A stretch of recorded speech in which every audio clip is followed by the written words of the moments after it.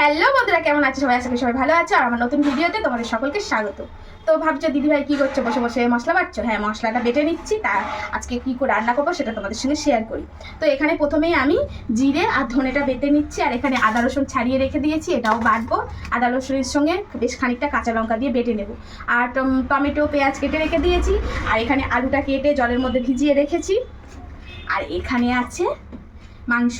তো এটা কিন্তু পুরোটা মাংস নয়, তোমাদেরকে বলে দিই, এটা হচ্ছে খাসির মাথা। তো যারা খেতে ভালোবাসে না তাদেরকে আর কি বলবো, কিন্তু যারা খায় তাদের কিন্তু এই খাবারটা বেশ ভালোই লাগে। তো আজকে হচ্ছে একটু খাসির মাথা এনেছে একটা, তো এই মাথাটা আজকে রান্না করব একদম ভালো সুন্দর করে। খাসির মাথাটা কিন্তু আমরা সবাই খেতে ভালোবাসি, তো সবসময় হয় না, মাঝে মাঝে নিয়ে আসে। আর খাসির মাংসের দাম তো বুঝতেই পারছো।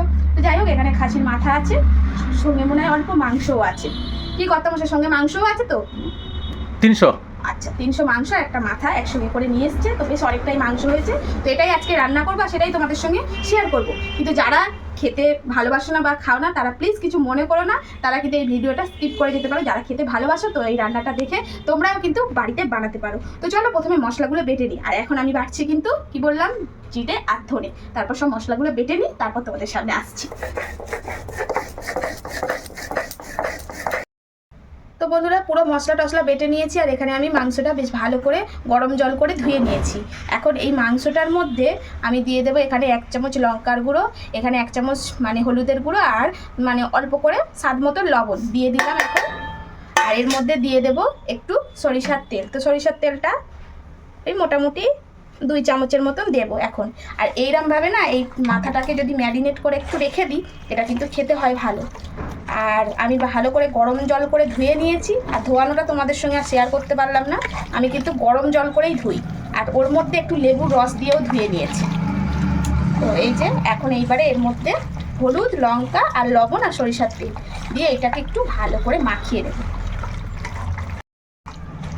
তো বন্ধুরা, একদম সুন্দর করে ম্যারিনেট করে রেখে দিয়েছি, আর এই রকমভাবে আমি কিন্তু আধা ঘন্টার মতন এখন রেখে দেব। তো বন্ধুরা, গ্যাসটা জ্বালিয়ে দিয়েছি আর কড়াটাও বসিয়ে দিয়েছি। এখন কড়াটা কিন্তু মোটামুটি গরমও হয়ে গেছে। এখন কিন্তু এর মধ্যে দিয়ে দেবো সরিষার তেল। তেল গরম হয়ে গেছে, এখন দিয়ে দিচ্ছি এর মধ্যে গোটা জিরে আর গোটা গরম মশলা, আর দিয়ে দেব একটু তেজপাতা। এখন দিয়ে দেবো কুচনো পেঁয়াজ। এবারে এই পেঁয়াজটা একটু লাল লাল করে ভেজে দেবো। তো পেঁয়াজটা ভাজা হয়ে গেছে, এখন দিয়ে দিচ্ছি আদা রসুন আর কাঁচা লঙ্কা বাটা। তো এখানে মানে কাঁচা লঙ্কাটা অনেকটা বেটেছি বলে একটু বেশি বেশি লাগছে। তো 2 চামচ মতন আদা রসুন বাটা, আর তাতে আছে 8-10টা কাঁচা লঙ্কা। আমরা তো একটু ভালো খাই, তার জন্য একটু বেশি লাগছে। তো এখন এই আদা রসুন কাঁচা লঙ্কা এটাও একসঙ্গে কষিয়ে নেবো, সাথে দিয়ে দেবো একটু টমেটো কুচি। তো এখানে আমি 2টো মাঝারি সাইজের টমেটো নিয়ে নিয়েছি। আর আমি না মাংসের তরকারি করলে কিন্তু বন্ধুরা বেশ টমেটো না দিলে আমার ভালো লাগে না। আর টমেটো না থাকলে যেন আমার এই মাংসের তরকারি, মাছের ঝাল করতেও ইচ্ছা করে না। আমার টমেটোটা বেশ ভালো লাগে। তোমাদের কার কার ভালো লাগে কমেন্ট করে কিন্তু জানাবে। আমার মানে টমেটো না হলে যেন মনে হয় আমার রান্নাটা ঠিকঠাক হচ্ছে না। টমেটো দিতেই হবে। অনেক সময় না কি হয়, টমেটো সিজন চলে গেলে বন্ধুরা, আর তখন তো খুব দাম হয়ে যায়, যেমন এখন।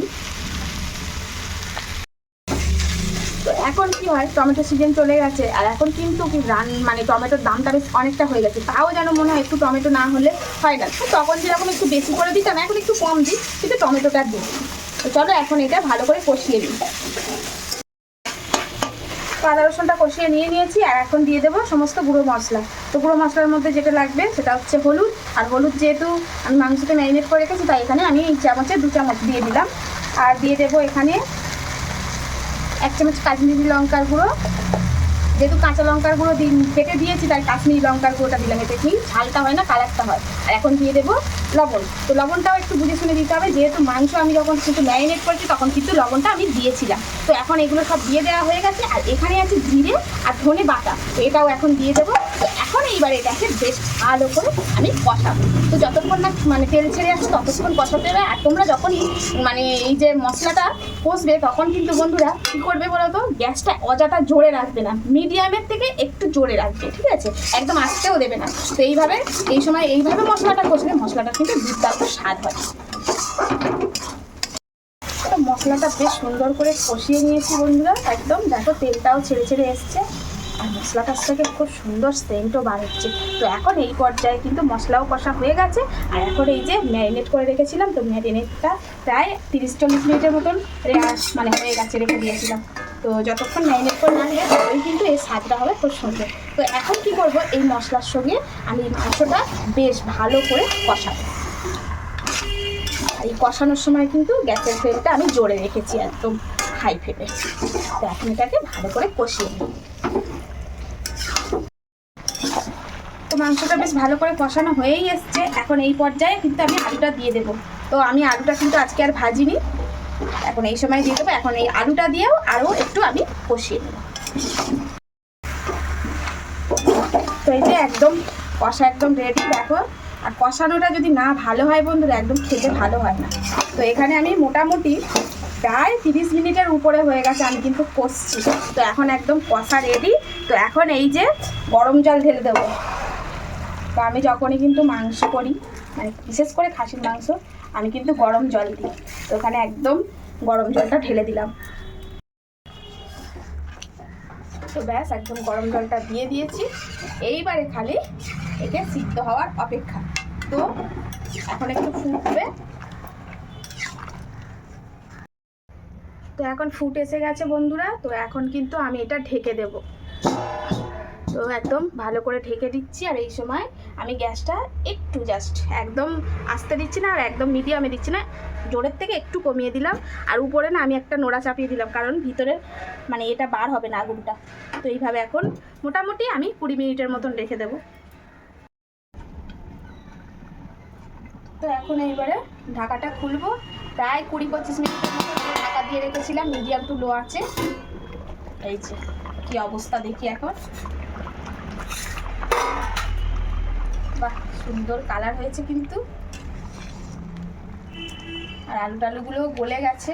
এখানে এক পিস মাংস দিয়ে টেস্ট করে দেখবো, চেক করে। হ্যাঁ, গলে গেছে। তো একদম রেডি হয়ে গেছে। তো এবারে একটু করে জাস্ট ফুটিয়ে নেব। তো এখন বেশ জোরে গ্যাসটা দিয়ে বেশ ভালো করে ফুটিয়ে নিয়েছি মিনিট 5। তো এখন এই মুহূর্তে দিয়ে দেব, এটা হচ্ছে গরম মশলা বাটা। আমি গরম মশলাটা এখন দিয়ে দিচ্ছি। তো গরম মশলা দেওয়া হয়ে গেছে। এখন একটু নাড়িয়ে চাড়িয়ে এবারে গ্যাসটা কিন্তু বন্ধ করে দেব। তো একদম বন্ধুরা খাসির মাথা দিয়ে একদম রান্নাটা রেডি। আর কেমন হয়েছে প্লিজ কমেন্টের মাধ্যমে কিন্তু তোমরা জানিও। ভালো লাগলে লাভ, লাইক, শেয়ার করো। আর তোমাদের মতামতগুলো কিন্তু একদম জানাতে ভুলবে না। তো এখন একটু আমি তুলছি, এই যে আমার ছেলেকে একটু দেব। আর ও বসেও আছে অনেকক্ষণ ধরে একটু খাবে বলে। তো এই যে তুলে দিয়েছি। আর তরকারিটা কেমন হয়েছে প্লিজ তোমাদেরকে আবারও বলছি কমেন্টের মাধ্যমে জানিও। তো আজকে হচ্ছে রেসিপি করেছি, আর এটা আমরা কিন্তু বাড়িতে খাই, খুব ভালো লাগে। তো চলো আজকের মতন আসি, টাটা, বাই বাই। সবাই ভালো থেকো, সুস্থ থেকো। দেখা হচ্ছে নতুন কোনো ভিডিওতে।